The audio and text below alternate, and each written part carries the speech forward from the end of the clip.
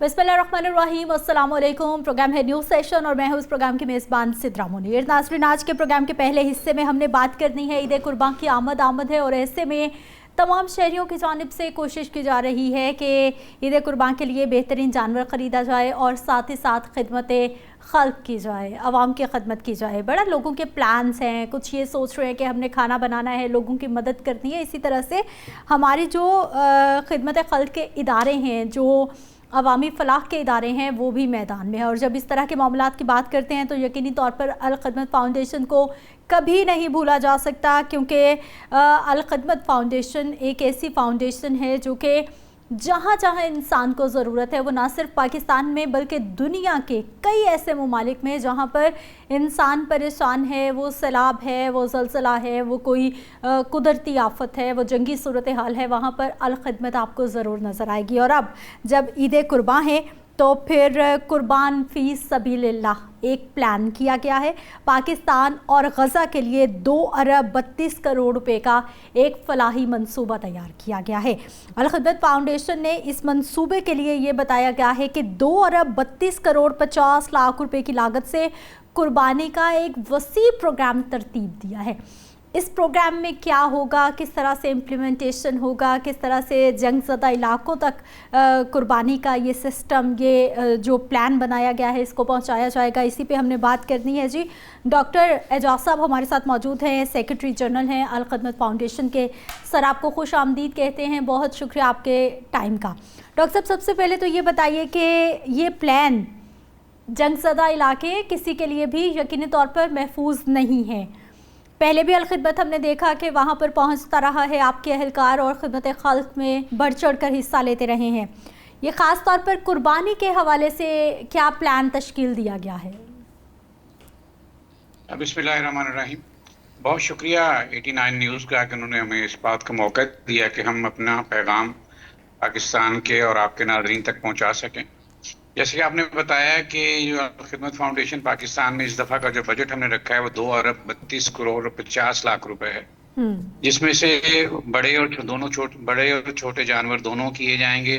तकरीबन 13,000 टोटल होंगे, जिसमें 7,500 बड़े और 5,500 छोटे जानवर कुर्बानी के तौर पे तो कुर्बान किए जाएंगे, जिससे तकरीबन मजमूई तौर पे हमारा ख्याल है कि 5 लाख से ज्यादा खानदान जो इससे मुस्तफीद हो सकेंगे। सही। ये प्लान दोनों जगहों के लिए है, ये गजा के लिए भी है और पाकिस्तान के लिए भी है। गजा के लिए हमने कसीरुल मुल्की प्रोग्राम बनाया इस दफा के, मतलब वो गजा के अंदर भी कुर्बानी होगी, मिस्र में भी होगी, लेबनान में भी होगी। इन सब जगहों से बाद में फिर जो है ना, गोश्त जो है हम वहाँ पर इसको ट्रांसपोर्ट करते हैं, वहाँ से वहाँ शिफ्ट कर देते हैं। ये कुछ इसमें रेडी टू मीट होता है जो कि फौरी तौर पे जल्दी शिफ्ट हो जाएगा। जो मिस्र में होगा वो जल्दी शिफ्ट कर दिया जाएगा गजा के अंदर तक। और बल्कि हमने इस दफा गजा के अंदर भी कोशिश की है कि उसके अंदर भी कोई कुर्बानी, ये छोटे जानवरों की कुर्बानी, उसके अंदर भी हम इंशाल्लाह उसका प्लान कर रहे हैं। तो इस तरह से जो मिस्र में है तकरीबन 100 के करीब जो है ना, वो गाय जो होंगे वो तकरीबन उनका गोश्त किया जाएगा, गाय ज़िबा की जाएंगी। उनका फिर गोश्त जो है उसको चिलर के जरिए महफूज किया जाएगा। महफूज करके उसको टिन पैक में पैक करने के बाद हम उसको गजा के अंदर भिजवाते हैं। ठीक। और सेम इट इज ये पाकिस्तान के लिए है कि पाकिस्तान में भी हम ये गाय और छोटा गोश्त करते हैं, छोटे जानवरों की कुर्बानी करते हैं। उनको फिर हम प्रोसेस करके उसको स्टोर कर लिया जाता है, जो बाद में फ्लाइट्स के जरिए जो है वो गजा के अंदर हम पहुंचाते हैं। जैसे हम बहुत अरसे से ये काम सिलसिला जारी सारी है, हमारा हर ईद पे होता है।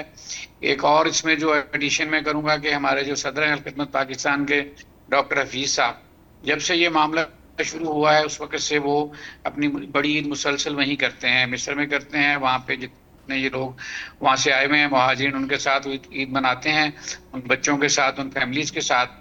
इस दफा फिर वो अल्हम्दुलिल्लाह मिस्र जा रहे हैं, वहीं पे इंशाल्लाह वो ईद करेंगे।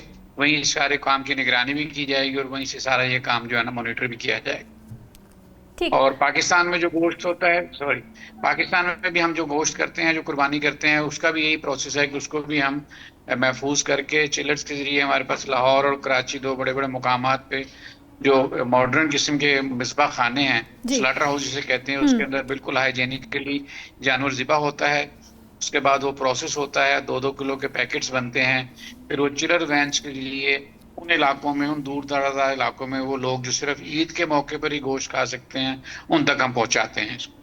ठीक। डॉक्टर साहब, मुझे ये बताइए कि अल खिदमत फाउंडेशन के कितने अहलकार इस वक्त काम कर रहे हैं? ये जिस तरह से आप पूरा सिस्टम बता रहे हैं, ये सुनने में तो बहुत आसान लग रहा है, लेकिन यकीनी तौर पर ये बिल्कुल भी आसान नहीं है। ये बहुत एक कॉम्प्लेक्स सिस्टम है। मुझे सर ये बताइए कि वहाँ पर जो गज़ा है, लेबनान है, मिस्र है, वहाँ की एनजीओज आपके साथ कोलैबोरेशन में होती है या फिर अल खिदमत अपने तौर पर ये सारी प्लानिंग करता है, ये सब काम करता है? पाकिस्तान में भी आपके एहलकार मौजूद होते हैं और आगे उन ममालिक में भी आपके एहलकार ही मौजूद होते हैं? जी, हमारे एहलकार तो लाजमी मौजूद होते हैं। फिर जहाँ जहाँ हमें कोई असिस्टेंट मिलती है, जहाँ से कोई हमारे साथ हमारे लाइक माइंडेड एनजीओज मिलते हैं, हम उनको साथ लेके चलते हैं। जैसे बिल्कुल शुरू में ऐसा ही हुआ कि हमारी असेस तो नहीं थी। जब ये मामला शुरू हुआ, जंग का मामला शुरू हुआ, तो बिल्कुल शुरू में अल्हम्दुलिल्लाह अल खिदमत डे 1 से उसके अंदर है, सारे प्रोसेस के अंदर है। तो हमने वो एनजीओ जो पहले से वहाँ पे काम कर रही थी, उनके साथ कोलैबोरेशन करने के बाद हमने ये सारा सिलसिला शुरू किया हुआ है। और अभी भी ऐसा ही है कि वो जितने भी हमारे साथ एनजीओ जो लाइक माइंडेड हैं, जो लोग इसी मकसद के साथ, इसी नजरिए के साथ काम करते हैं, उनके साथ मिल के हम वहाँ पे, स्पेशली वहाँ पे लेबनान में, मिस्र में, गजा के अंदर उनके साथ मिलके ही ये काम करते हैं। पाकिस्तान में तो अल्हम्दुलिल्लाह हमारा कुछ 70 से लेके 80,000 तक वॉलंटियर्स हैं जो कि इस पूरे प्रोसेस के अंदर हिस्सा लेते हैं। सर, मुझे ये भी बताइएगा कि ये खसूसी इमदादी परवाज़ें होती हैं जिनके ज़रिए कार्गोज़ वहाँ तक पहुँचते हैं, या फिर हमारी जो रूटीन की एयरलाइंस होती हैं उनसे मदद ली जाती है? नहीं, ये इसमें एनडीएम में पाकिस्तान हमें हेल्प करता है। उसमें ये चार्टर्ड फ्लाइट्स होती हैं जो कि यहाँ से जाती हैं। सही। और रूटीन फ्लाइट्स में नहीं जाते। चार्टर्ड फ्लाइट्स के अंदर हमारा सिर्फ ये मीट तो एक हिस्सा है ना, इसके अलावा जो खुश्क दूध है, दालें हैं, बाकी राशन है, दवाइयां हैं, मेडिसिन हैं, खवातीन के लिए हाइजेनिक किट्स हैं, ये सब चीजें यहाँ से बना के हम भिजवाते हैं वहाँ पे। चार्टर्ड फ्लाइट्स के जरिए जाती हैं। सही। सर, ये प्रोसेस कब शुरू होगा? ईद के रोज शुरू होगा या फिर अभी से शुरू हो गया है? कितना वक्त इसको दरकार होता है? जी, अभी तो देखिए जी, ये जो बुकिंग है, आजकल में बुकिंग हो रही है जो कि वहां पे जो गजा के अंदर है, वो जाहिर वो ज्यादा कॉस्टली पड़ती है, उसका रेट जरा ज्यादा है। सही। जो पाकिस्तान में वो कम है। इनकी बुकिंग हो रही है। ईद वाले दिन से इंशाल्लाह ये सब कुर्बानियां होंगी। उसके बाद जो पहली स्लॉट है, उसमें 100 जो कुर्बानियां मिस्र में होंगी, उनका जो गोश्त है ना, फौरी तौर पे हम कोशिश करेंगे डे 1 डे 2 पे ही उधर वहां पे शिफ्ट कर दिया जाए गजा में। बाकी जो प्रोसेस के साथ साथ जब वो उनकी पूरी प्रोसेसिंग होती है, टिन में पैकिंग हो जाती है, उसके बाद टेम्परेचर मेंटेन करने के बाद फिर हम उनको शिफ्ट करते हैं, वहाँ भिजवाते हैं। डॉक्टर साहब, उन इलाकों के हालात भी हमें थोड़ा बताइएगा, क्योंकि आपके एहलकार हैं, विजिट करते हैं, जाते हैं, हालात क्या बताते हैं? तमाम इलाके जो हैं, क्या वहाँ पर बुनियादी सहूलियात मौजूद हैं, या फिर अगर यहाँ पर जिस तरह से आपने कहा कि फ्रोज़न मीट वहाँ पर पहुँचाया जाएगा, क्या उनके पास प्रॉपर चीज़ें, पकाने की चीज़ें, वो सब कुछ दस्तयाब होता है? अच्छा, देखिए, हमने वहाँ पे किचन्स भी बनाए हुए हैं, हमने वहाँ पे टेम्परेरी स्कूल्स भी बनाए हुए हैं बच्चों के लिए। हम तो जितना हमसे हो सकता है हम उसमें उनको हेल्प आउट करने की कोशिश करते हैं। मसला ये है कि ये बेसिकली तो बहुत बड़ा अलमिया है इंटरनेशनल वर्ल्ड का। वो इस सारी चीजों को जो है वो प्रायोरिटाइज नहीं कर रही। अब ये बच्चे जो हैं, जो वहाँ पे जो लोग हैं, रोज अनाउंस भी कर देते हैं सीज फायर, मगर सीज फायर के बावजूद वहाँ पे बम्बिंग होती है, वहाँ उसके बावजूद ब्लास्टिंग होती है। तो ये सारा तो जो उनको हेल्प हो सकती है वो करते हैं, मगर वो बेचारे भी बस अल्लाह के आसरे पे ही होते हैं, क्योंकि ये कोई पता नहीं चलता इनका। कोई हम कमिटमेंट करते हैं, अब हमारा सामान बाज़ का जा रहा होता है, उसके ऊपर भी बाज़ का शेलिंग कर देते हैं। पानी की कमिटमेंट होती है, पानी लेने इकट्ठा करते हैं, पानी लेने आते हैं लोग, उसके ऊपर भी बम्बिंग कर देते हैं। तो इसलिए वो इसराइल का जो रोल है वो तो बहुत ही बुरा है, और उससे ज्यादा बुरा आपकी जो वर्ल्ड है उसका है, अमेरिका का है, इन लोगों का जो कुछ सपोर्ट कर रहे हैं। ठीक। डॉक्टर साहब, पाकिस्तान के हवाले से बिल्कुल, सॉरी आपकी बात काट रहा हूँ, इंफ्रास्ट्रक्चर तो बिल्कुल वहां पे ना कोई हॉस्पिटल है, ना कोई और चीजें हैं। जो थे सारे उन्होंने तबाह कर दिए। एम्बुलेंसेज भी हमने बनवा के भेजी हुई हैं। हम इवन इसमें भी हमने कहा है कि हमें रफा के बॉर्डर के ऊपर एक टेम्परेरी हॉस्पिटल बनाने दिया जाए, ताकि हम वहां से पेशेंट को ला के उनकी वहाँ ट्रीटमेंट कर सकें। मगर अभी तक उसमें कोई उन्होंने हमें को गो अहेड नहीं दिया, ना मिस्र की हुकूमत ने, ना किसी और ने। रेड क्रिसेंट से हम हेल्प लेते हैं, वो हमें कोई ना कोई फैसिलिटेट कर देती है बाज़ औक़ात वहाँ पे अंदर आने जाने में। सही। डॉक्टर साहब, पाकिस्तान के हवाले से बताइए कि अल खिदमत क्या प्लान कर रहा है? ऑब्वियसली कुर्बानी वसी पैमाने पर की जाएगी, फिर मुस्तहिक अफराद तक जो गोश्त पहुंचाना है वो सर मुझे ये बताइए कि क्या पहले से लिस्टें तैयार की जाती हैं या फिर ओपन टू ऑल होता है कि लोग खुद से ही आपके सेंटर्स पर, मराकज़ पर पहुंचते हैं और उनको गोश्त तकसीम किया जाता है? पाकिस्तान के हवाले से क्या लाहे अमल तरतीब दिया जाता है? पाकिस्तान में मैंने जैसे थोड़ा पहले जिक्र किया था कि जो बड़े वेल इक्विप्ड स्लॉटर्स हाउस हैं उसके अंदर ये हम कुर्बानियां करते हैं। सही। उनके अंदर फिर ये गोश्त जो है उसको बिल्कुल हाइजेनिकली सारा करके ज़िबा करके उसके पैकेट्स बन जाते हैं। फिर हमारे पास चिलर वैन्स हैं। कोशिश करते हैं हम 90% जो है ना वो गोश्त वहाँ पे उसके डोर स्टेप तक पहुंचाया जाए, क्योंकि जो लेने आने वाला मांगने वाला सिस्टम हमारा कोशिश होती है कि उसकी ईगो खराब ना हो, सही। जो लेने वाला है उसकी जो है सेल्फ रिस्पेक्ट खराब ना हो। हम कोशिश करते हैं उनके डोर स्टेप तक हमारे रजाकार जो हैं, जो इस्लाम एरिया का हमें पता होता है भी कौन से इलाके में कच्ची बस्ती है, कौन से इलाके में अफोर्डेबिलिटी कम है, हमारी चिलर वैन वहां तक गोश्त पहुंचाती, हमारे रजाकार वहां तक जाते हैं। डॉक्टर साहब, कौन कौन से शहर में? जी। कराची और लाहौर में हमने स्लॉटर हाउस के साथ हमारी कमिटमेंट है, हर साल से हम ये ऐसा ही करते हैं। सही। सिर्फ कराची और लाहौर के लोगों में अल खिदमत ये खिदमत सर अंजाम दे रहे हैं या बाकी शहरों में भी है? नहीं, इनमें जो स्लॉटर हाउस है ना ये हमारे पास, वो बाकी जो शहर हैं उनमें आमतौर पे सेल्फ जो कसाई लोग हजरात होते हैं उनके जरिए ये काम करवा के फिर हम डिस्ट्रीब्यूट करते हैं। मगर ये 2 बड़े शहरों में हमारा सिस्टम ज्यादा बेहतर है क्योंकि यहाँ पे ज्यादा मिकदार में कुर्बानी की जाती है। सही। डॉक्टर साहब, आपने कहा कि बड़े शहरों में, छोटे शहरों में ज़ाहिर बात है अहलकारों को उनके इलाकों का पता होता है, स्लम्स का भी पता होता है कि कहाँ कहाँ पर मौजूद हैं। इसके अलावा कोई लिस्टें भी तैयार की जाती हैं एरिया वाइज के पता हो ये कच्ची आबादियाँ हैं, यहाँ पर गरीब लोग बसते हैं, यहाँ पर लोगों में कुर्बानी की इस्तात नहीं है तो उन तक पहुँचना है? जी, वो हमारे जो रजाकार होते हैं, वो जो काउंट ग्राउंड्स होते हैं ना, काउंट ग्राउंड मौजूद होते हैं हर इलाके में, हर जगह पे, वो इसको पॉइंट आउट कर देते हैं कि भाई ये वाला इलाका है, यहाँ तक गोश्त पहुंचना चाहिए, तो हम उनकी हिदायत के मुताबिक वहां तक पहुंचा देते हैं। ठीक है। डॉक्टर साहब, देखने वालों को मैसेज देना चाहेंगे कोई? मैसेज एक तो ये है कि मैं तमाम डोनर हजरात का शुक्रिया अदा करता हूँ जो अल खिदमत पे ट्रस्ट करते हैं, और अल खिदमत का ट्रस्ट ही है जिसकी वजह से, आपके डोनर्स का ट्रस्ट है जिसकी वजह से अल खिदमत इस वक्त दुनिया की बड़ी एनजीओज में से एक है। तो अल्हम्दुलिल्लाह हम, हमारा ये पूरा जितना प्रोसेस है ये सारा शफाफ और पूरा डिजिटलाइज होता है। कोई भी बंदा जिसने हमें इसमें हिस्सा डाला है कुर्बानी में, उसका पूरा हमें पता चल जाता है कि कितने हिस्से कहाँ से आए हैं और उसको कितना कितना हमने कहाँ कहाँ डिस्ट्रीब्यूट किया है, उनकी रसीदें बनती हैं, उनका सारा का पूरा शफाफ एक सिस्टम मौजूद है। तो मैं डोनर्स का शुक्रिया अदा करना चाहता हूँ और आपका भी कि आपके तवासुत से ये लोगों तक हमारा मैसेज पहुंचा, और हमारे इंशाल्लाह इसके साथ ट्रस्ट लोगों का और डेवलप होगा और हमारे अल खिदमत पे ट्रस्ट करेंगे। हम इस ट्रस्ट को जो है ना इंशाल्लाह शेक नहीं होने देंगे, इसी ट्रस्ट के मुताबिक हम ये सारा काम करते रहेंगे। एजाज चौधरी साहब, ये भी बताइएगा सर कि इस वक्त पाकिस्तान में जो एनर्जी क्राइसिस तो नहीं कहा जा सकता, महंगाई बहुत ज़्यादा हो गई है, पेट्रोलियम मसवाद की कीमतें, अच्छे खासे जो लोग थे वो भी कुर्बानी की इस्तात अब नहीं रखते, तो आपको लगता है कि इस साल फ़र्क पड़ा है कि एक बड़ी तादाद है ऐसे लोगों की जो कि शायद पिछले सालों तक कुर्बानी कर पा रही थी लेकिन इस साल मुतासिर हो गए हैं? जी, थोड़ा सा एक तो ये ट्रेंड चेंज हुआ है कि लोग जो है ना अब छोटे जानवर से बड़े जानवर की तरफ शिफ्ट हो रहे हैं। ठीक। क्योंकि बड़े जानवर की कुर्बानी में 7 हिस्से होते हैं, 7 लोग अकोमोडेट हो जाते हैं, छोटे जानवर में एक ही हिस्सा होता है। इसलिए ये जो हमने देखा है ऑन ग्राउंड्स के लोग जो है ना बड़े जानवर की तरफ शिफ्ट हो रहे हैं, क्योंकि फ्रीजा तो पूरा हो जाता है एक हिस्से के साथ।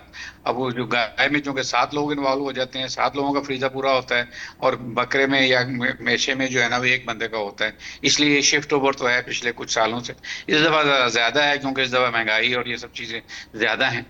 इसलिए जो सफेद पोश तबका है सबसे ज्यादा वही पिसता है, बेसिकली उसको ज्यादा प्रॉब्लम होती है। ठीक है। डॉक्टर एजाज चौधरी साहब, आप हमारे साथ मौजूद रहे और आप बता रहे थे कि किस तरह से अल खिदमत फाउंडेशन की जानिब से खिदमत खल्क का काम किया जा रहा है और ख़ास तौर पर ईद कुर्बान पर जंग ज़दा इलाकों को ख़ास तौर पर प्रायोरिटाइज़ किया जा रहा है। मुझे एक ब्रेक पे जाना है, वापस आएंगे, कुछ मज़ीद टॉपिक्स पर बात होगी।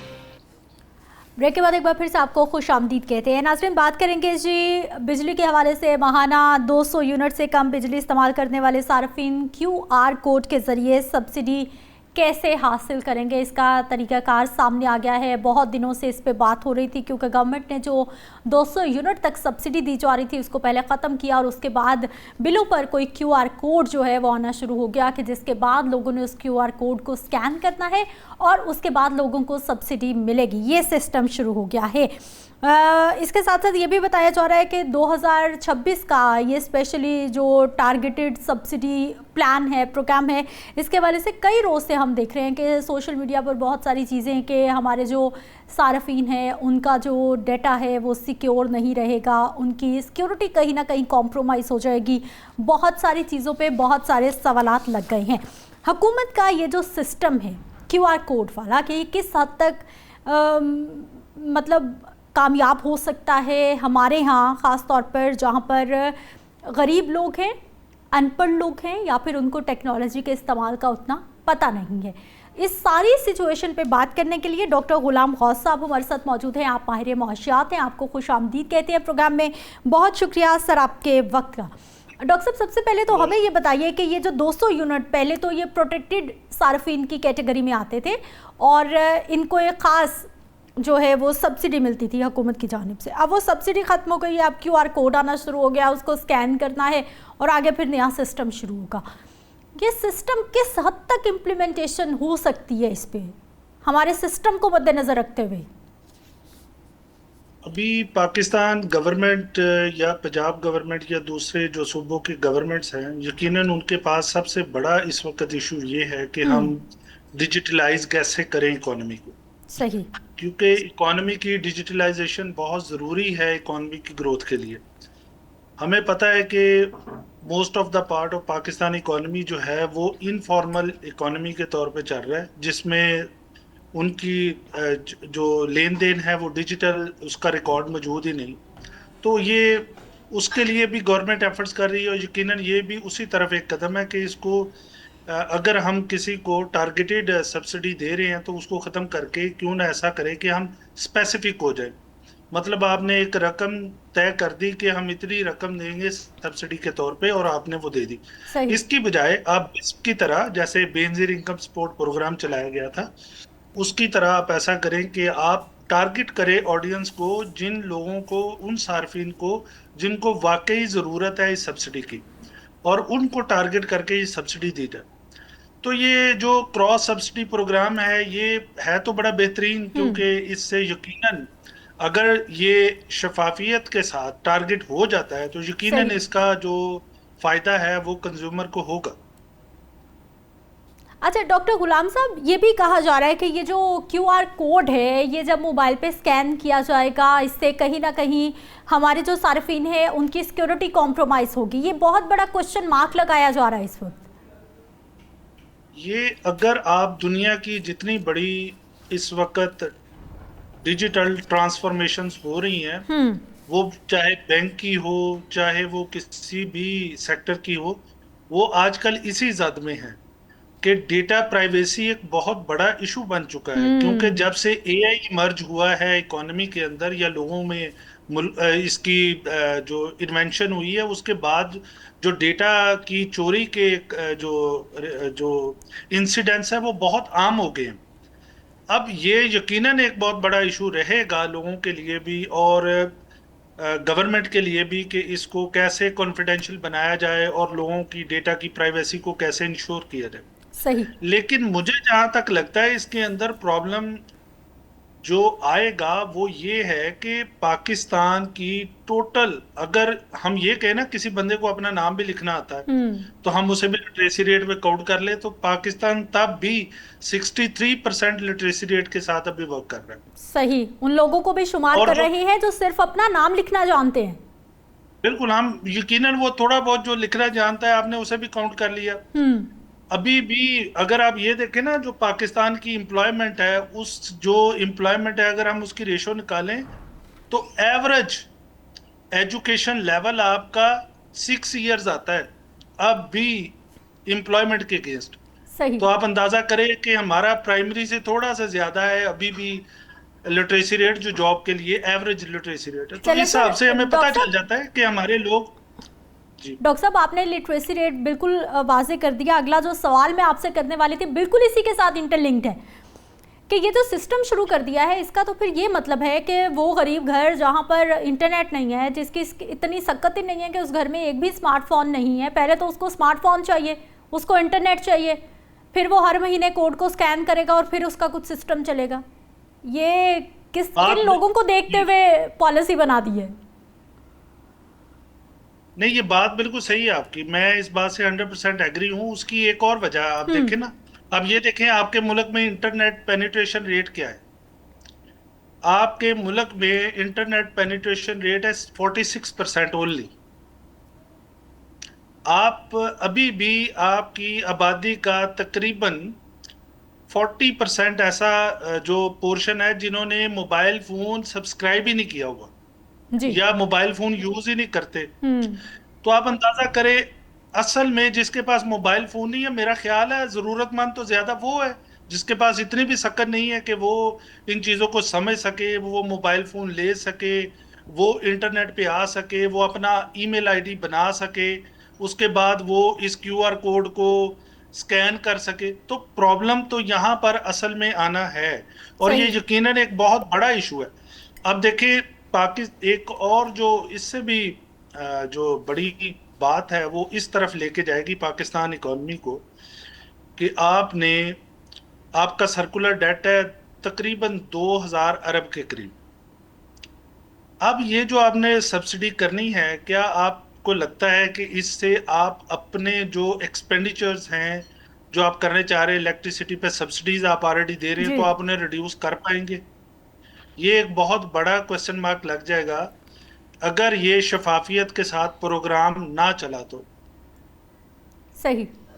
डॉक्टर साहब मुझे ये बताइए सर, पहले हमने देखा कि ई चालानिंग का सिस्टम जब शुरू हुआ तो हमारे पूरे सिस्टम पे क्वेश्चन मार्क लग गया। गाड़ी किसी की, बाइक किसी की, नाम किसी के होते हैं, कई बार वो बिक चुकी होती है लेकिन कोई अपने नाम ही नहीं करवाता। इसी तरह से सर जिन सार्फिन के शनाख्ती कार्ड किसी और का है, मीटर किसी और के नाम पे लगा हुआ है, ये भी एक बहुत बड़ा जो है वो नाम में फ़र्क होगा, चीज़ों में फ़र्क होगा, समटाइम हो जाती हैं ये चीज़ें, तो वो भी एक सिस्टम एरर के तौर पर उसको एक्सेप्ट नहीं किया जाएगा। बिल्कुल, वो आपको तो अपनी डायरेक्टरी को सेट करना पड़ेगा ना। ये सारी चीज़ें तो यकीनन ऐसा है। ये अच्छा, ये सिर्फ इसमें नहीं है, आप देखें मल्टीपल मीटर्स का एक बहुत बड़ा मसला आएगा। बिल्कुल है। एक तो ये है मल्टीपल मीटर्स का बहुत बड़ा मसला आएगा। अब मल्टीपल मीटर्स इस तरह भी हैं कि एक घर में दो लोग रह रहे हैं, दो भाई हैं, दोनों अपना अलग-अलग घर चला रहे हैं, दोनों ने मीटर लगवाया, एक ने ऊपर लगवा लिया, एक ने नीचे लगवा लिया, और वो अपना गुजार। आप उनको भी टारगेट करेंगे जब डेटा आपके पास कलेक्ट हो जाएगा, जो कि अभी तक असेस किया जा रहा है कि ये मल्टीपल मीटरिंग वाला सिस्टम खत्म करना चाह रहे हैं। उसका सबसे बड़ा जो फायदा ये होगा इनको कि इनको एनर्जी के ऊपर जो रिटर्न्स है वो बढ़ेंगे। जब आप एक ही मीटर से बिजली कंज्यूम करेंगे तो यकीनन आप 400-500 में चले जाएंगे जो यूनिट्स में। अगर आप 200 में रह रहे हैं तो 500 यूनिट्स पे आप दिखाएं, कॉस्ट इसकी ट्रिपल हो जाएगी। तो इसका मतलब है जो इलेक्ट्रिसिटी है उसके रिटर्न्स बढ़ जाएंगे सेक्टर के। तो ये एक लोगों के लिए भी इस वक्त ये प्रॉब्लम बनी हुई है कि क्या हम क्यूआर कोड को स्कैन करें, मल्टीपल मीटरिंग एक बंदे के नाम पे है तो इसका क्या नुकसान होगा और इसके क्या फायदे।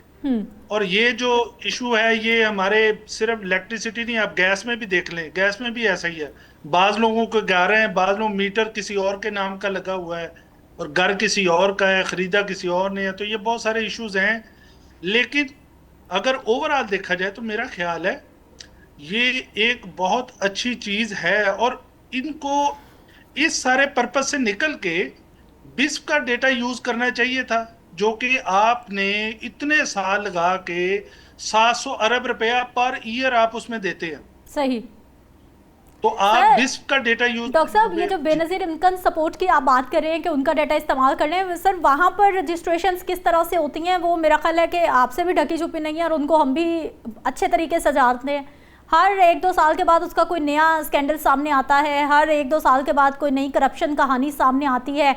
जो बेवाएँ हैं वो बेचारी रोती फिर रही हैं और जो ख़ास लोग हैं फेवरेटिज्म रेफरेंस की बुनियाद पे उनको पैसे मिलते जा रहे हैं। सर ये भी तो होता रहा ना? बिल्कुल ऐसा है, और इसके बहुत सारे शवाहिद मिलते भी हैं, लेकिन एट सम एक्सटेंट मैं तो इसके शुरू से हक में नहीं हूं। मैं जब से हम लोग इसको पढ़ रहे हैं, कर रहे हैं, मैं तो हमेशा ही बिस्प के खिलाफ रहा हूं, और मैं अब भी हूं। मैं सही। समझता हूं कि ये वो चीज नहीं है जिससे आप लोगों को परमानेंट रिलीफ दे सकते हैं। ये जो बिजली वाला है, इसका भी यही प्रॉब्लम है। आपने एक आर्जी रिलीफ क्रिएट करना है, लोगों का डेटा डिजिटलाइज करना है। जब ये डेटा फुली डिजिटल हो गया तो इसके मकासद चेंज हो जाने हैं। इसका जो अल्टीमेट पर्पज है लोगों के सामने फिर आएगा, फिर पता चलेगा भी ये हुआ क्यों है और इसके पीछे असल पर्पज था क्या गवर्नमेंट का। सही। डॉक्टर साहब, मुझे ये बताइए कि ये जो निज़ाम लाया जा रहा है या निज़ाम लाने की कोशिश की जा रही है, ये वाकई हकीकत में ही जो गलत सब्सिडी है उसको रोक लेगा या फिर ये नए मसाइल पैदा कर देगा? पाकिस्तान में चूंकि डिजिटलाइजेशन का इतना ज्यादा रवाज नहीं है, तो मेरा ख्याल है इनिशियली ये प्रोग्राम काफी ज्यादा प्रॉब्लमेटिक रहेगा।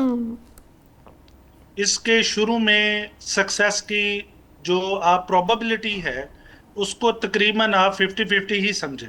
सही।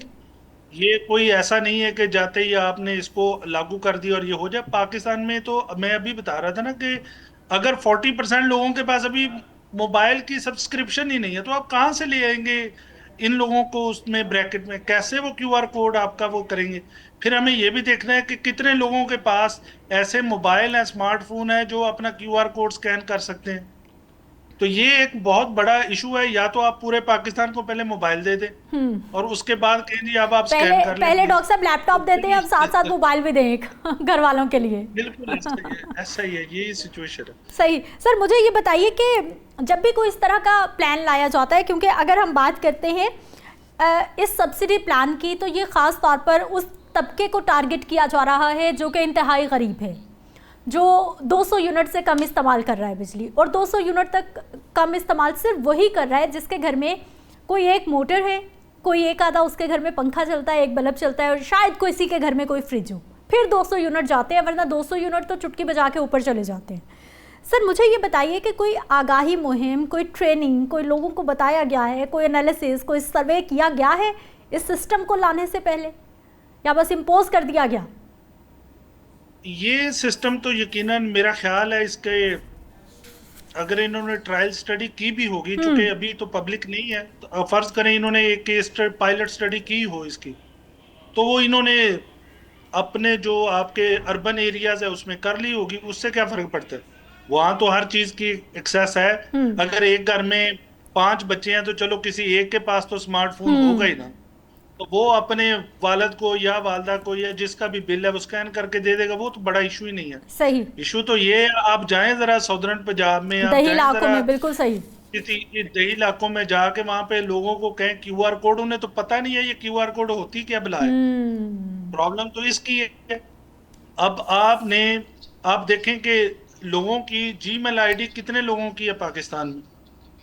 तो जब आप इस तरह की सिचुएशंस करते हैं, या तो आप इसका एक ट्रायल चलाएं, आप इसको इम्प्लीमेंट ना करें। सही। आप इसको ट्रायल वर्जन में चलाएं 4-5 साल, जब आपको लगे कि अब इसका इनफ अमाउंट में डेटा हमने कलेक्ट कर लिया है, और फिर आप इसको इम्प्लीमेंट करें, तो इसकी कोई सेंस बनती है। सही। अभी तो यकीनन ये कदम उठाया है। मैं इसको खुला मतलब आम बिल्कुल स्ट्रेट फॉरवर्ड बुरा नहीं कहता, क्योंकि डिजिटलाइजेशन तो होनी ही चाहिए। इकोनॉमीज ने ग्रो ही तभी करना है।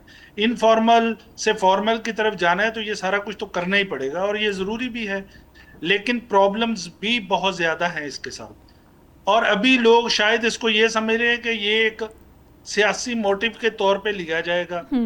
हो सकता है उन लोगों का एक आपने थोड़ा सा ध्यान लेने की कोशिश की है जो पिसा हुआ तबका है इस मुल्क का। आपने अभी बिल्कुल करीब आके उनके पास आपने एक रिलीफ दे दिया उन्हें, और बिस्प के जरिए भी आपको पता है किन किन लोगों ने रिलीफ लिया है और क्या होता रहा है।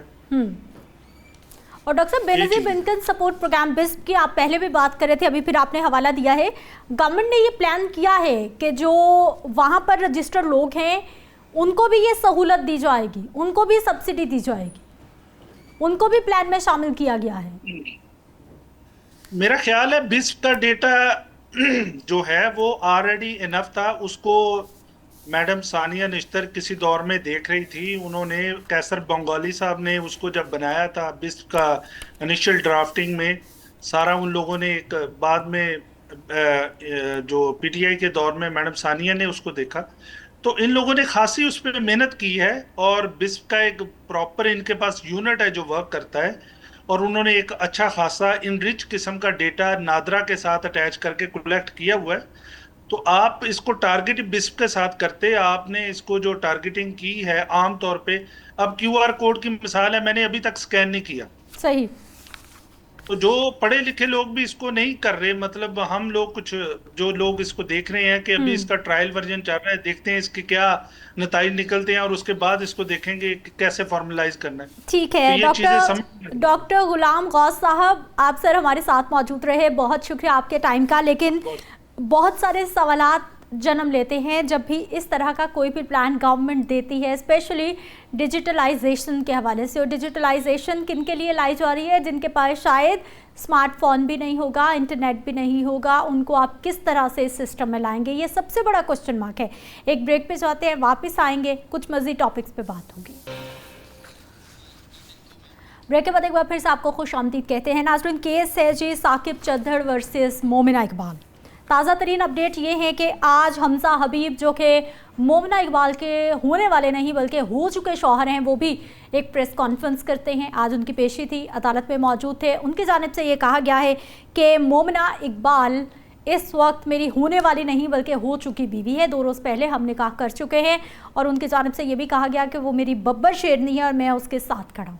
उन्होंने ये भी कहा कि साकिब चद्दड़ पहले भी ऐसी हरकतें करते रहे कि जिससे भी मोमिना की शादी रिश्ते की बात होती उसको डराते धमकाते या फिर कुछ ऐसी बातें मुतनाज़ बातें करते कि रिश्ता ना हो पाए। तो मेरे साथ भी उन्होंने यही कुछ करने की कोशिश की और अपने बहुत सारे आसपास लोगों से मुझे कॉल्स करवाएं कि कुछ ले दिला लें, कुछ पैसों वैसों की ऑफर्स भी आई, लेकिन ये रिश्ता ना करे। लेकिन मैंने कहा कि ऐसा नहीं होगा। ये है जी ताज़ा तरीन इस केस की अपडेट। अब बात हो रही है जी होंडा स्विक की, फॉर्च्यूनर गाड़ी की, फिर ये कि ये जो इतने ज़्यादा तोहफे तहाइफ दिए गए हैं ये वापस किए जाएं। साकिब चद्दड़ साहब और उनके जो वकील साहब हैं मियाँ अली इशफाक साहब, उनकी जानिब से प्रेस कॉन्फ्रेंस की जाती है। और फिर आपको पता है ना, किसी भी खातून की करैक्टर असैसिनेशन करना, उसके ऊपर सवाल, उसकी ज़ात पे या फिर उसके करैक्टर पर क्वेश्चन मार्क लगाना इस सोसाइटी का फेवरेट मशगला है। उस पर भी बात करेंगे। लेकिन चद्दड़ साहब के थोड़ा सा बैकग्राउंड की तरफ चलते हैं। वो गुर्दे बेचते थे, फिर वो हमारी असम्बलियों तक पहुंच गए और अब आजकल वो लोगों की इज्जतें बेचते हैं। मोमिना इकबाल साहिबा की इज्जत बेचने की कोशिश कर रहे हैं। अब ये तकरीबन कोई 2015-17 का स्कैंडल है। 13 से उन्होंने बताया था कि वो इस स्कैंडल में मुलव्विस रहे हैं, काम करते रहे। फिर डॉक्टर फवाद, जिनके वो ख़ुद को कज़न बताते हैं कि मैं सिर्फ लोगों को लेके आता था और उसके कोई 20,000-50,000 रुपये लेते थे और लोगों के गुर्दे निकल, यानी डोनर लेके आते थे। अब सबसे बड़ा सवाल ये है कि ये गुर्दा चोर साहब जो हैं वो MPA बनकर असम्बली तक पहुंच गए। और दूसरी अहम बात ये है कि CCD कहाँ पर है? जब भी किसी भी खातून से हिरासमेंट का वाक़या होता है या कोई भी इस तरह का मामला होता है तो CCD फ़ौरन एक्टिव हो जाता है। फ़ौरन से पहले सॉफ्टवेयर भी अपडेट होता है, वीडियो भी आती है। इस केस में थोड़ी चीज़ें मुख्तलिफ हो रही हैं, लेकिन हमारी CM वज़ीर-ए-आला मरियम नवाज शरीफ साहिबा की जानिब से बाकायदा तौर पर यह बताया गया है कि ख़वातीन रेड लाइन है और इस केस को मंतकी अंजाम तक पहुँचाया जाएगा। सबसे पहले इसी मामले पर बात करेंगे जी। मोहम्मद अयाज शुजा साहब हमारे साथ मौजूद हैं। आप सीनियर सहाफ़ी हैं और आप वही सहाफ़ी हैं जिन्होंने ये गुर्दा स्कैंडल सबसे पहले आवाम तक लाए थे। उस वक्त आप एक निजी चैनल के साथ थे और ये गुर्दा स्कैंडल की जो कहानी थी कि पिछले इतने सालों से ये एक गिरोह है जो कि बाहर से लोगों को लाता, पाकिस्तान के डोनर्स लेता और उनके बाद जो है वो इलीगल गुर्दों की ट्रांसप्लांटेशन होती थी। आपने ही ये स्टोरी ब्रेक की थी, आपने ही इस पे काम किया था। सर, आपको खुश आमदीद कहते हैं, बहुत शुक्रिया आपके टाइम का। और इसके साथ साथ स्टूडियोज़ में जावेद इकबाल साहब हमारे साथ मौजूद होंगे, सीनियर सहाफ़ी हैं। सर, आपको खुश आमदीद कहते हैं। मोहम्मद अयाज साहब, सर आपसे आगाज़ करना चाहूँगी। गुर्दा स्कैंडल केस आपने ही इसे ब्रेक किया, आप ही ये बड़ी खबर स्क्रीन पर लाए और अब तकरीबन कोई 10-11 साल के बाद दोबारा से वो तमाम चीज़ें सामने आ रही हैं। सर, ये गुर्दा चोर, मुलजिम और उसके बाद वो हमारी असम्बलियों तक पहुँच गए। बिल्कुल, ये बड़ी बदकिस्मती की बात है कि पाकिस्तान में जो जितना बड़ा नाजायज़ फरोश या आप समझ लें कि गैर कानूनी काम करने वाला है, वो उतने ही बुलंद ईवानों तक पहुंच जाते हैं। ये जिस आप स्टोरी का हवाला दे रही हैं, ये हमने जून 2017 में एफआईए के साथ मैंने एक रेड किया था ईएमआई सोसाइटी में। जी। वहां पे डॉक्टर फवाद एक ओमान से आई हुई खातून थी जिनका गुर्दा ट्रांसप्लांट कर रहे थे, और जब हम वहां पहुंचे तो एफआईए की टीम ने दरवाजा इनको बेल करते रहे, ये नहीं खोला, और उससे पहले ही वो टीम जो थी वो दीवारें फांद कर हम उस कोठरी में दाखिल हो चुके थे। सही। तो वहां पे जो सबसे बड़ा इंसानी अलमिया हमने देखा कि जिस शख्स का गुर्दा लिया गया था वो फर्श पर एक जानवर की तरह, जैसे आप ईद कुर्बान पे नहीं बकरे को ज़िबा करके फेंक देते अल्लाह फर्श पे अल्लाह अल्लाह अल्लाह। और उसके ठंडा होने का इंतजार करते हैं, तो वो फर्श पर पड़ा तड़प रहा था और उसका पेशाब खता हो चुका था क्योंकि उसका गुर्दा निकाला गया था। वो उस वक्त बड़ी क्रिटिकल कंडीशन में था और उसकी तरफ किसी की तवज्जो नहीं थी, लेकिन वो मानी खातून जिसके वहां पे अजीजो कारब भी मौजूद थे, उसके करीबी अजीजो कारब साथ आए हुए थे, और उन्होंने उस वक्त जब हम ये कैमरे से वीडियो बना रहे थे, मेरे पास आज भी वो जिस निजी चैनल में मैं काम करता था उसकी फुटेजेस मौजूद है कि वो सख्ती से मना कर रहे थे कि हमारी फुटेज ना बनाई जाए।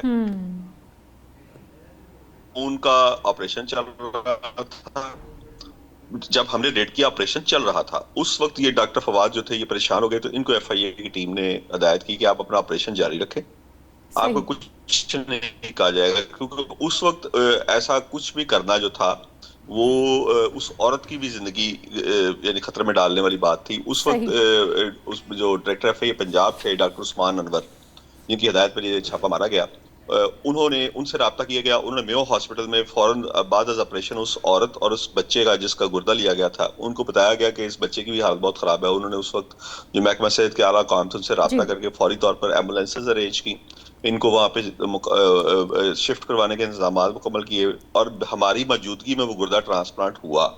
उसके बाद डॉक्टर फवाद को गिरफ्तार किया गया, एम्बुलेंस में उस मरीजा को और उस नौजवान को, शायद जिसकी जान भी खतरे में थी, क्योंकि वो पीला पड़ा हुआ था उस वक्त जब हम वहां पहुंचे, वो बिल्कुल उसमें यानी ऐसा लग रहा था शायद ये कुछ अरसे में मर जाएगा।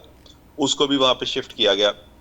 जब डॉक्टर फवाद से तहकीकात की गई तो फिर ये चदर साहब और इनके कजन वगैरह सामने आए कि ये एक बहुत बड़ा गैंग था डॉक्टर फवाद साहब का, और डॉक्टर फवाद जो थे इस गैंग के जरिए ना सिर्फ वो गुर्दा डोनर क्रिएट करते थे, इस गैंग का एक हिस्सा वो था जो अरब ममालिक में जहाँ पे कोई इस सिलसिले में कानून मौजूद नहीं है, क्योंकि आप वेस्टर्न वर्ल्ड में अगर ऐसा कुछ करेंगे तो वहां पे कानून मौजूद है, उनकी हुकूमत इस चीज पे अपने शहरियों के खिलाफ एक्शन भी ले सकती है। तो अरब ममालिक में खुसूसन जहाँ पे कानून मौजूद नहीं थे, सऊदीया, यूएई, कतर, बहरैन, ओमान वगैरह, वहां से ये इस तरह के मरीज अरेंज करते थे। उस ग्रोह का एक बैनुल अक़वामी हिस्सा ये था। जो मकामी हिस्सा था वो चदर साहब और उनके भाई वगैरह थे, जो ना सिर्फ इनको गुर्दा डोनर्स अरेंज करके देते थे, बल्कि इनके पास कुछ ऐसी जगहें भी मौजूद थी, यानी सेफ हाउसेस, जैसे हमने वो ईएमआई सोसाइटी की उस प्राइवेट कोठी में छापा मारा,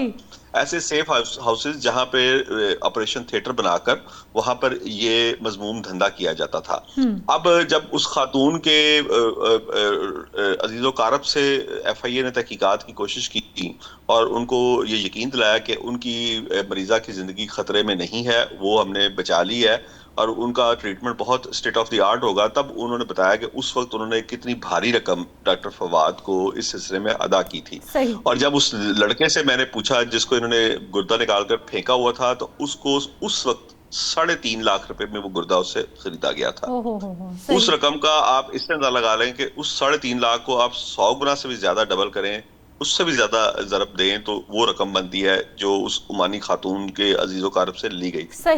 तो ये उस पूरे छापे की रुदात थी, जिसके बाद तहकीकात में फिर बहुत सारे केसेस सामने आए डॉक्टर फवाद की। उसमें उस वक्त के वाईडीए के सेक्रेटरी भी शामिल थे, और मैंने हमारे वहां पे एक प्रोग्राम होता था, उसकी जो एंकर पर्सन थी उनके साथ जाकर उनसे भी हमने इंटरव्यू किया, और वो इंटरव्यू देने पे तैयार नहीं थे। फिर एफआईए वालों ने अपनी खसूसी मेहरबानी उन पे की। वो कैमरे पे आने के लिए तैयार नहीं थे, तो उनको फिर समझाया गया कि ये जो आप काम कर रहे थे, वो एनेस्थेसिया स्पेशलिस्ट थे, और उन्होंने उनको फिर कुछ अच्छे तरीके से समझाया, जैसे हमारी पुलिस भी सॉफ्टवेयर अपडेट करती है। फिर तैयार हुए वो, उनका भी उस वक्त हमने वो इंटरव्यू किया कि आप इतनी अहम यानी पोजीशन में हैं, आप आईडीए के सेक्रेटरी हैं इस वक्त, और आप एनेस्थेसिया देते फिर रहे हैं ऐसे मरीजों को जो कि बिल्कुल गैर कानूनी तौर पे पाकिस्तान लाए जाते हैं और गैर कानूनी उनको गुर्दे लगाए जाते हैं। ये वो सारी कहानी थी। और उस वक्त ये एक बहुत बड़ी सियासी शख्सियत थी जिनके वजह से साकिब चद्दड़ और इनके अजीजो कारब जो थे वो महफूज रहे उस वक्त एफआईए की कार्रवाई से। कुछ इनके वकला बहुत तगड़े थे और इनको गिरफ्तार नहीं किया जा सका था उस वक्त। सही। ये सारा उस वक्त मामला मुझे सर ये बताइए कि जिनकी वजह से आपने कहा कि ये साकिब चद्दड़ और इनके बाकी साथी बच गए थे, क्योंकि डॉक्टर फवाद तो आज भी उसी केस में जेल काट रहे हैं, वो जेल में सड़ रहे हैं। मुझे सर ये बताइएगा कि वो सियासी शख्सियत का ताल्लुक किस जमात से था? वो क्या अभी भी हमारी काबीना का हिस्सा हैं, मौजूद हैं क्या वो अभी भी? नहीं, अब वो पसे पर्दा चले गए हैं, और चूंकि उनका इस केस से तो ताल्लुक कोई नहीं था। सही। ये उस वक्त एफआईए की तहकीकात में साबित हो गया, क्योंकि बाद में भी जब वो अपोजिशन में चले गए थे तो हुकूमत ने उनके खिलाफ ये तहकीकात करवाने की कोशिश की, लेकिन उनका नाम इस्तेमाल किया जा रहा था। उनका साकिब या उसके कारोबार से कोई ताल्लुक नहीं था, और साकिब उनके सपोर्टर जरूर थे और उसका वो फायदा उठाते थे, और उनके भाई भी फायदा उठाते थे, और बाकी काम उनके वकला ने उस वक्त किया था फौरी तौर पर। तो इनके एक साकिब के करीब अजीज गिरफ्तार हुए थे, ये खुद नहीं हुए थे, ये समझदार थे, ये सामने आए ही नहीं, ये सामने थे भी नहीं उस वक्त। अयाज शुजा साहब, उनकी समझदारियां तो हम सर आज तक देख रहे हैं। मैं वापस आपके पास आती हूँ, जावेद इकबाल साहब स्टूडियो में हमारे साथ मौजूद हैं। साकिब साहब की समझदारियां जो हैं वो आज तक हम देख रहे हैं। वो पार्लिमानी सेक्रेटरी बन गए सर, वो एमपीए बन गए, वो पीटीआई के टिकट पर आते हैं, इलेक्शन लड़ते हैं, खुद को आज़ाद कहलवाते हैं और उसके बाद नून लीग की गठजोड़ में शामिल हो जाते हैं। मुझे सर ये बताइए, एक तो सवाल ये है कि 2017 में जो शख्स लोगों के 50-50 हज़ार में गुर्दे निकलवा रहा था, उसके पास इतनी दौलत कहाँ से आई? एफबीआर कहाँ पे है? क्या उन्होंने सारी रिटर्न्स फाइल की हुई हैं? सबसे बड़ा क्वेश्चन मार्क ये बनता है। वो जो फॉर्च्यूनर की बात हो रही है, वो जो स्विक की बात हो रही है, उनके पास जो रेंज रोवर्स और वो गाड़ियाँ हैं जो मेरा ख्याल है कि पाकिस्तान में शायद किसी के पास हो। सही, ठीक है। ये सारे इदारे इस वक्त कहाँ पर सो रहे हैं? इस तरफ क्यों नहीं तवज्जो किसी की? शुक्रिया मैडम। थोड़ा सा मैं माजी में जाऊंगा। अयाज शुजा साहब ने अपने हिस्से की बात की, बड़ी अच्छी इन्फॉर्मेशन है। अच्छा, कहते हैं कि जो गले हुए मुर्दे हैं वो नहीं खाड़ने चाहिए, लेकिन ये केस ही ऐसा है, अब खाड़ना पड़ेगा। इनके वालिद महरूम जो हैं, मुझे चनोट में ये हर बंदे की ज़ुबान पे है कि अब वो दुनिया में नहीं है। वो भी गुर्दा चोरी और इस तरह के काम करने में पेश रहते थे। सही। और वहाँ से इन्होंने सीखा ये, और वहाँ से इनके लिंक्स बने। अब इनकी फैमिली जो है सारी की सारी दुबई सेटल है, और जैसा कि अयाज शुजा साहब ने कहा कि वो जो उम्मे मोमिना थी, जिस खतून का फवाद हसन फवाद ने किया, ऑपरेशन कर रहा था गैर कानूनी, वो अमान से जो फवाद हसन फवाद सुने देखें, बाद जगह वो फवाद हसन लिखता है और बाद जगह वो फवाद मुमताज़ लिखता है। अच्छा, मुमताज़ ही सुना मैंने कहा। ये म्यो हॉस्पिटल का था डॉक्टर, एमओ था, और फिर इसने ये मुमताज़ हसन साहब के जो उस वक्त के प्रिंसिपल थे, उनके साथ उनके ये पीएसओ के तौर पे काम करते थे। फिर एकदम ही गुर्दा चोर के तौर पे सामने आए। वहाँ जो उम्मे मोमिना थी, जिसका वो गुर्दा का ऑपरेशन किया जा रहा था, वो अमान से आई और ये चद्दड़ साहब की फैमिली उन्हें लाई, उन्होंने रास्ता दिखाया। ये तारीख का हिस्सा है। और बाद में ये नामजद हुए थे, एफआईए ने इन्हें नामजद किया था। बाद में एकदम से ये बेगुनाह हो गए और इनका नाम जो था वो एफआईए से खारिज कर दिया गया, क्योंकि पैसा बोलता है। अब आते हैं इनकी तरफ कि इनके पास पैसा कहाँ से आया, दौलत कहाँ से आई। फिर मुझे ये बताइए कि देखिए मेरी बात जी। अब जब वालिद महरूम जो थे, इनके जो वालिद थे, वो भी यही काम अहले चनोट बताते हैं, इनके मुखालफिन बताते हैं और इनके दोस्त भी बताते हैं कि इनके वालिद साहब का भी यही धंधा था। वहाँ से लिंक्स इनके पास आए और वहाँ से फवाद मुमताज़ के साथ लिंक हो गए, और फिर ये वहाँ से जितने लोग कहते हैं कि ज़्यादातर जो पैसे खर्चने वाले लोग थे उस वक्त कुछ 40 लाख के करीब 50 लाख के करीब ये रेट लेते थे वहाँ जब अरबियों को लाते थे इधर यूएई से, ओमान से, यहाँ तक कि मिस्र के केसेस भी यहाँ पकड़े गए थे। और लोग कहते हैं कि इंटरनेशनल ये स्मगलर था गुर्दे का और इंटरनेशनल ये चोर था गुर्दे का। फिर ये गुर्दा चोर है। मुझे ये बताएं कि एफबीआर कहाँ पर है, दौलत क्यों नहीं पूछ रही, सीसीडी क्यों सो रही है सर? जी मैं उस तरफ आ रहा हूँ मैडम। अदालत में जाएंगे तो अदालत कहेगी कि मुझसे पूछ के गाड़ी दी थी जो वापस मांगने मेरे पास आ गए। ऐसे ही है, ऐसे ही है। देखिए इनके गोशवारे जो हैं वो भी कई अदारों ने ले लिए हैं, जो इन्होंने एफबीआर में अपने सालाना गोशवारे जमा करवाते हैं, उसमें भी हेरा फेरी है, उसमें भी इसकी दौलत का कोई जिक्र नहीं है कि इसके पास कितनी गाड़ियाँ हैं। वहाँ पे तो शो है कि इसके पास एक करोला गाड़ी मौजूद है और एक पुरानी फटीचर सी इन्होंने जो लास्ट टाइम गोशवारे थे उनमें शो की हुई है कि पोठोहार एक इनके पास जीप है और एक टूटा फूटा घर है और दुबई की जितनी जायदाद है वो भी इन्होंने उस गोशवारों में दर्ज नहीं करवाई। वहाँ पे भी हेरी फेरी है। यानी कि कहना ये है कि ये सर्टिफाइड चोर है और महकमे इसकी सरपरस्ती कर रहे हैं। बुरे फंस गए हैं। सॉफ्टवेयर अपडेट होगा या नहीं होगा, बड़ा हाथ है पीछे। देखें अभी कई वज़रा पंजाब असम्बली के और पंजाब हुकूमत के इनके पीछे आ चुके हैं। अभी मैं एक वीडियो देख रहा था कि हमारे वज़ीर तालीम जो है राना सिकंदर साहब वो भी जफियाँ डाल रहे थे इन्हें और कह रहे थे कि चदर से अच्छा और ईमानदार बंदा ही कोई नहीं है। और ये अपने स्कैंडल से पिछली वीडियो है जी, इस स्कैंडल से पहले की वीडियो जी देखे ना, दोस्तियां तो हैं, दोस्तियां अब वो तमाम दोस्त जो थे इनके पीछे आ चुके हैं। अब आप एक गुर्दा चोर का आप रो रही हैं मैडम।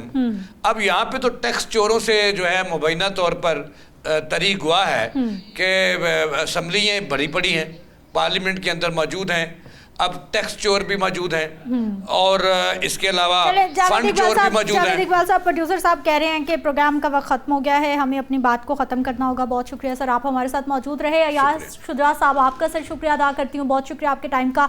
लेकिन सवाल यही है कि ये दौलत सारी की सारी कहाँ से आई, क्या इदारे इस वक्त इंसाफ कर पाएंगे? और ख़ास तौर पर ये जो हमारी वज़ीर आला मरियम नवाज शरीफ साहबा कहती हैं कि ख़वातीन हमारी रेड लाइन है, अब ये टेस्ट केस बनेगा कि ख़वातीन वाकई उनकी रेड लाइन है या फिर अपनों को बचा लिया जाएगा। इजाज़त दीजिए, अगले प्रोग्राम में मुलाकात होगी। अल्लाह निगहबान।